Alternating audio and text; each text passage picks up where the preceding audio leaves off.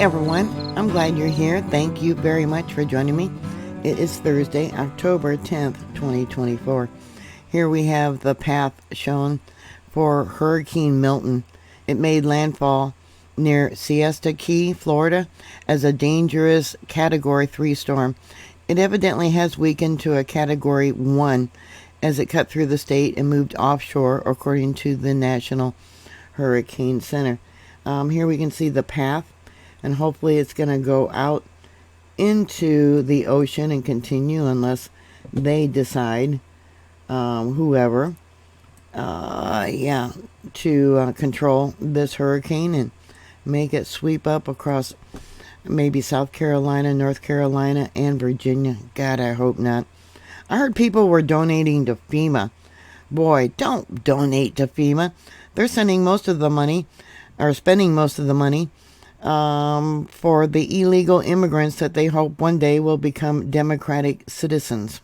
There is a lot of evidence out there that Hurricane Helene was in fact controlled and pushed inland, causing all that devastation, a lot of deaths. Yeah, and I send prayers to those of you that are in the path or have been in the path of this latest hurricane. Yeah, there's been quite a lot of damage and deaths. I'm sending prayers.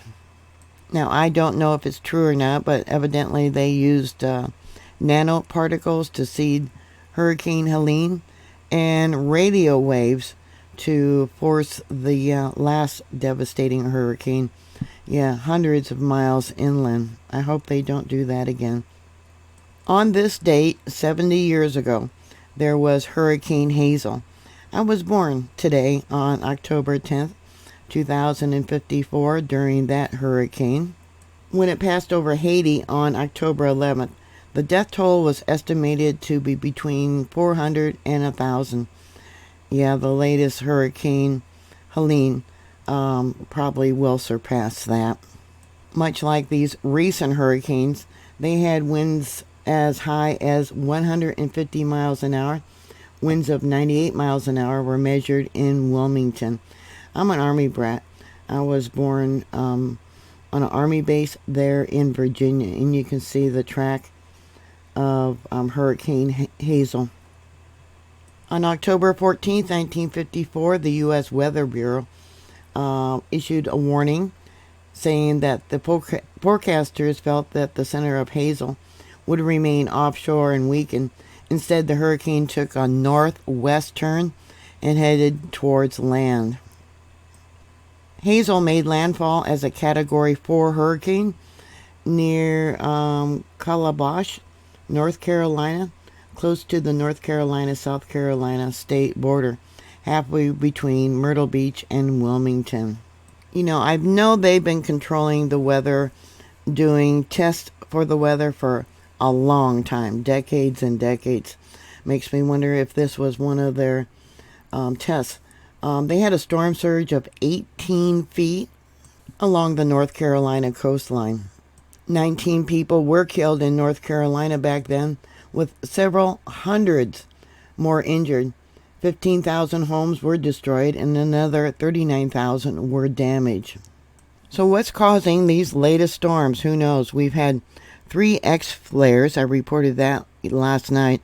There was an X1.8, an X1.4, and we've had multiple C and M flares since then. Solar flares and CMEs do affect the Earth.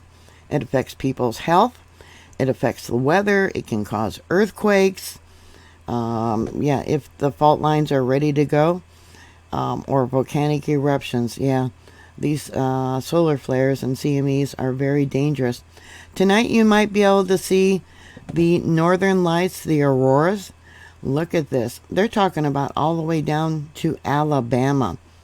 And we got all the multiple states shown here that have the possibility of seeing the northern lights. Tonight's auroras could be the most widely viewed northern lights show in our lifetimes. A G4 magnetic storm with a K index of 8 means we could have overhead auroras visible to the naked eye as far south as New Jersey, Pennsylvania, and Ohio, it says here. Twitter has sent me birthday wishes. Look at all the balloons. I wanted to share what I did share on Twitter. Cloud cover plus positive aurora range October 10th. That is today. And it says as of 10 p.m. Central Daylight Time. Look at that. I'm right in the middle of clouds. I'm going to go out there and look. Yeah, I hope I see them. I did see them many years ago, maybe about 30 years ago. It was like a curtain, a waving curtain of different colors. We were up at, probably about 4 o'clock in the morning. My kids had newspaper routes. So we had to get up at 4 and deliver the papers to the residents of the town that we lived in. It was clear skies then. I hope we have clear skies tonight. Another Twitter post says that there may be auroras, northern lights in Nebraska. Now we know that CMEs and solar flares can affect the earth and have earthquakes. There was a minor earthquake, a magnitude 3.5, 6 kilometers west of Woodbine, Kansas. This happened a little while ago as I'm making the video at 9:20 a.m. Thursday, October 10th. It had a depth of 5.5 miles or 8.8 kilometers. I would like to know if you felt this earthquake. So far, only 2 people sent in reports to USGS that they felt it. They gave it an intensity level of 3 and a shake map of 5. Let me go to the shake map first and we can see where that might have been, how wide of an area. You can't really see it. It says moderate earthquake, very light shaking. The 2 reports that did come in that were sent to USGS are off to the east. Here we got Topeka, Kansas. Intensity level 2. 1 report there. And Olathe had an intensity level of 3. That one's even farther, so it's like, wow. Intensity level 3 means it was felt noticeably indoors, but not always recognized as an earthquake. Standing autos rock slightly, vibration like a passing truck. So Topeka, Kansas, where's that location? Let's go. Okay, it's way across this fault zone, right there. This one fault zone, let me go back. Right there, I got it drawn out. It's fairly wide. Is the Humboldt fault zone. So going back to Google Earth, here's that 3.5. Here is Topeka. The Humboldt fault zone is a normal fault of a series. In fact, it's a series of faults that extends from Nebraska southwestwardly through most of Kansas. Kansas is not particularly earthquake swarm, but they've been having more and more as our Earth's magnetic field gets weaker and weaker and the sun's activity becomes more. Kansas ranking out of 50 states is 45th for earthquakes.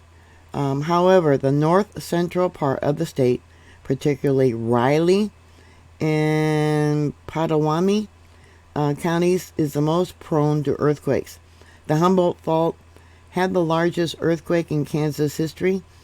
In 1867, that was the Manhattan earthquake, which is right there, a magnitude 5.5. It could have been as strong as a magnitude 5.5. That earthquake was felt as far as Dubuque, Iowa.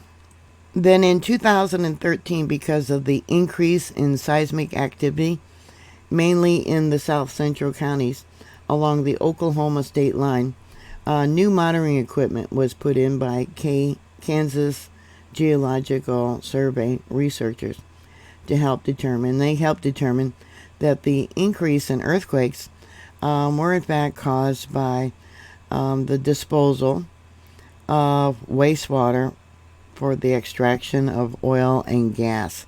Yeah, you can see all the earthquakes along this fault line.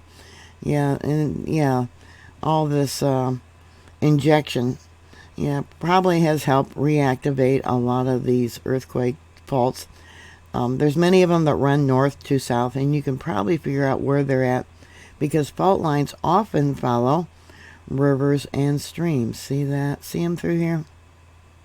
Let me pull this up.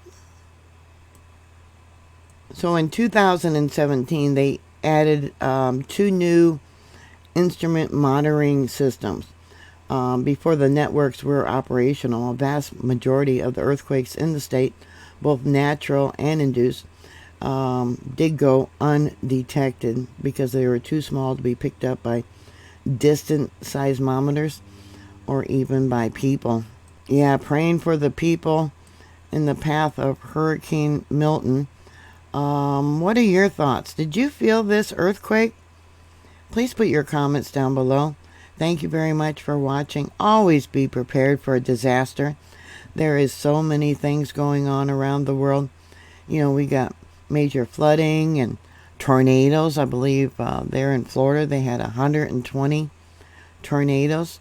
Yeah, Cocoa Beach had a tornado that dropped down. I mentioned Cocoa Beach because I was there a little more than 3 years ago. Yeah, they got damage. Wyoming's got some really bad wildfires, as does California. California has a lot of bad wildfires. That's common there. Yeah, prepare for any type of disaster, even earthquakes, power outages. You just don't know what could happen. Once again, thank you very much for watching. Thank you very much for your support. My daughter is getting better. Yeah, slowly, a little bit at a time. She's got a skin infection on her arm. I don't know if she caught that from her stay in the hospital. More than likely. It's not staph, I don't think. But she is out on antibiotic. Yeah, I was telling her, coming down with meningitis, if it was in a time where you couldn't get antibiotics or medical care, she probably would have died. So I'm glad she's getting better. She can't go back to work until the doctor says it's okay to.